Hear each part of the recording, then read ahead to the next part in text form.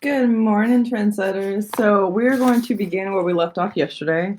That is chapter 24, which is on page 82.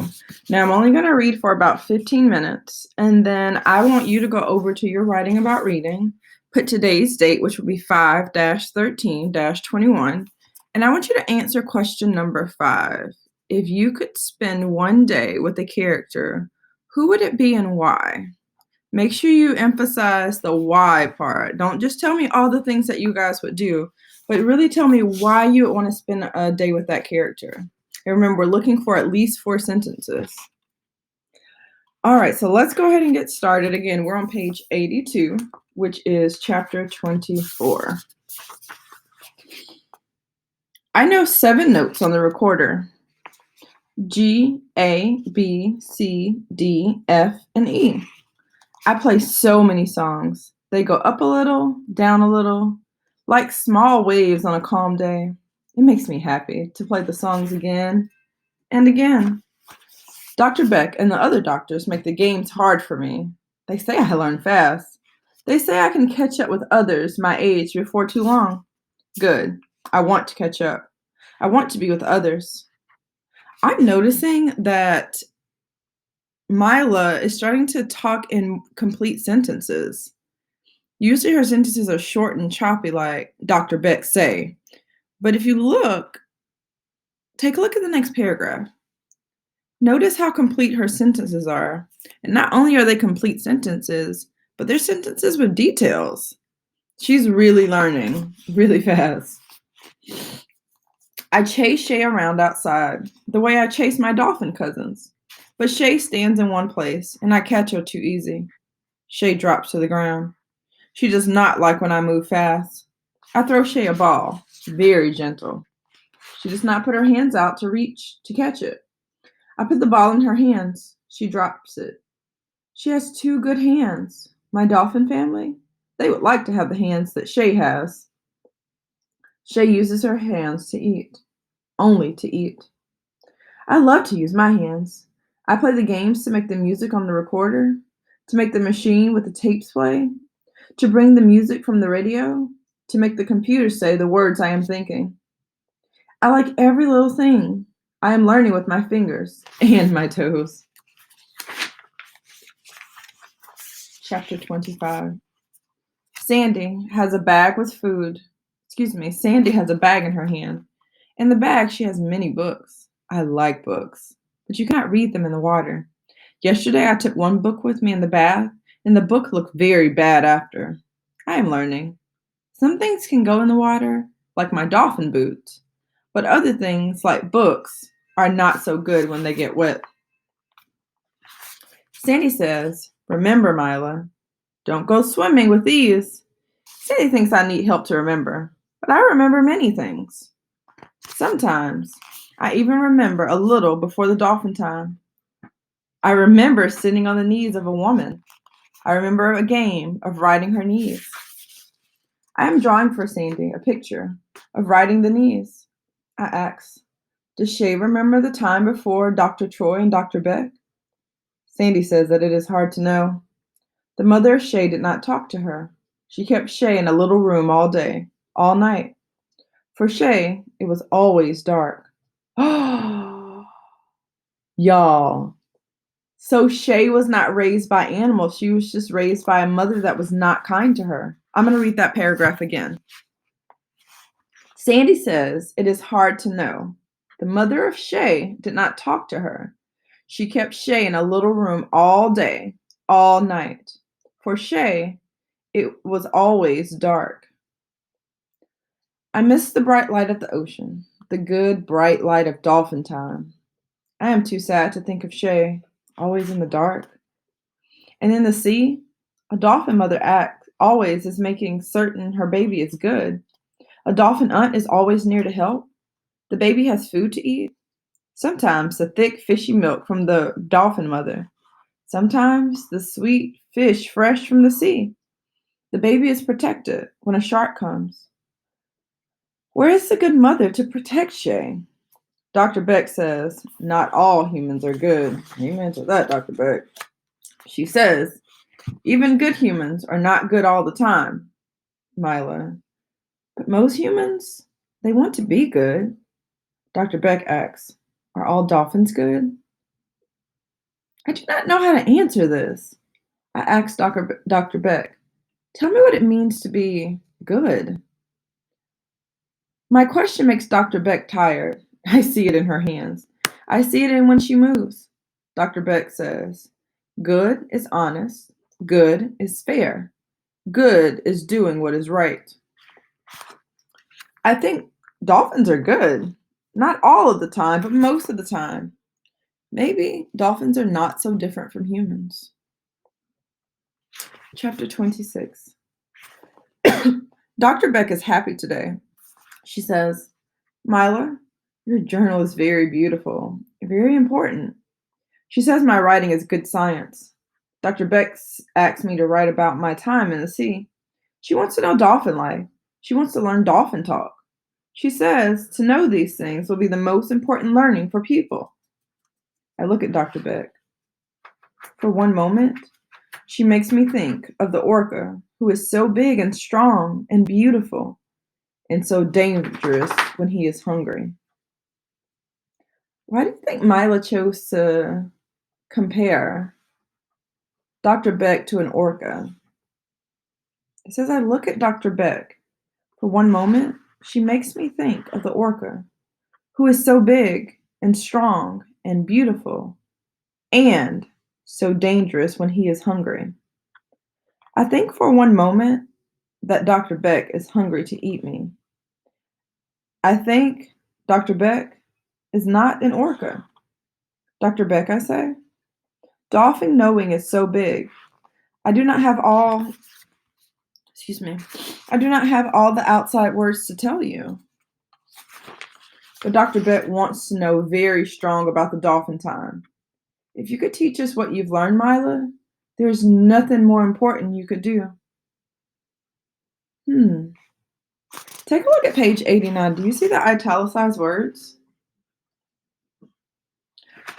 Why do you think the author chose to include these italicized words? Read ahead a little and see what you think.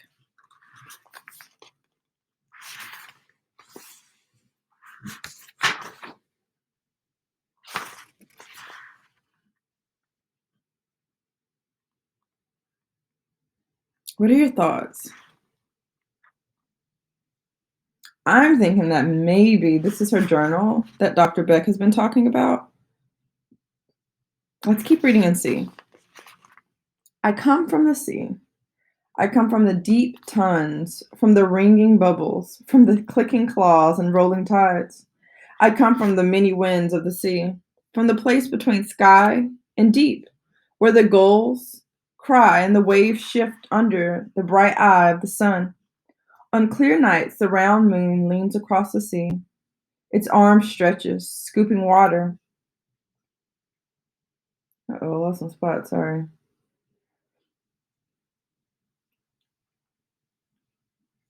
On clear nights, the round moon leans across the sea. Sorry, y'all. Its arm stretches, scooping water. The moon paints a stripe of light. My dolphin mother swims in the path of the moon. I am not like her. I have hands at the ends of my arms, fingers at the ends of my hands. My fingers open and close. With them I do things the others cannot. I am not like the others. I have feet. I can walk on land. The dolphin moves like light. The dolphin flies through the wet breath of the sea. I cannot swim the quiet stroke of the dolphin. I cannot hear the whole sound, though it sings through me. Each morning I swim out to them. We brush through the water, feeding, playing, singing, resting, dancing in the rolling waves, racing from storms, racing for the joy of moving, with the water slipping over our backs, with the water sliding under our chins. The water opens, and we dive in through the wild paths of the sea. In the sea, there's always play. Anything and everything is to chase and catch and toss and taste and drag. There are near crashes and laughter, dolphin laughter, sparkling like 1,000 drops of sunlight. My dolphin cousins play with me gently. I am so little beside them. They know me inside and out. I lick my lips. Not sure why it cut out there, but we'll start back where we were. I am so little beside them. They know me inside and out. I lick my lips as they send their humming through me. I never tire of the thrills as they slide up and under my fingers. Or I glide down over their flukes. At birth times, I can sense a change, the humming aimed at one, and all us begin to wait. It is exciting, the waiting before a calf is born. The squeaks, the creaks and clicking, the chirps and whistles. Nothing is the same as we wait with the waiting mother. She bends and stretches, bends and stretches. She claps her flukes against the ocean swells, and the sound travels through my bones. We wait for new life to slip, tail first, into the big sea.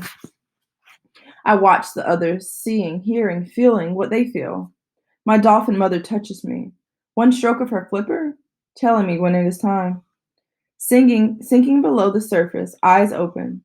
I see there, in a cloud of pink, a tail, then a body, and a head, coming from the slit in the underbelly of the mother. A quick spin and the cord snaps, and slowly, what is not dolphin, what is not calf, mixes with the sea, and drifts down through the deep blue, and what is left is a new cousin. The mother guides it to the surface, but the calf knows what to do. And breaking through to the air, it takes its first gasp to the top of its head. The calf is wrinkled from being folded inside its mother. Its tail curls like an underwater weed, opening slowly with the gentle tug of the tide. The calf bumps against its mother, searching. The mother guides her calf, stroking it. They nuzzle skin to skin. The mother hums, sounding her baby inside and out, while the calf pokes its new self along the length of its mother, until the mother rolls on her side and the calf finds milk, a great stream of thick, sweet milk, rushing reward for the pressure of lips. Sometimes, sometimes the birth does not go right and the baby dies, and then the mother lifts her silent calf to the air, but there is no calf there, only an empty body, and the mother tells a story about this thing that happened, and the others join in telling their parts.